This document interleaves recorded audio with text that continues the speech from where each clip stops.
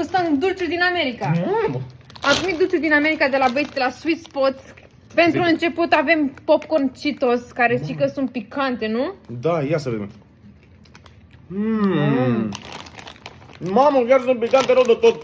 Bă, sunt bune. Da, sunt picante, gen, adică pe bune. Flaming hot scrie aici. Nota 8.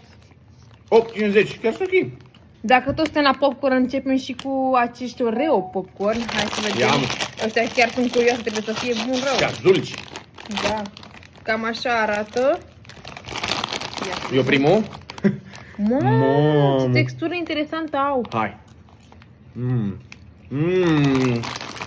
Mamă, cât de bun e. Mamă, bun rău. Bă, ușor că dai pe jos. Nota 9,50. Deci crema asta e la propriu crema din biscuit, așa, adică se simte foarte cremos totul, nu e așa artificial, știi?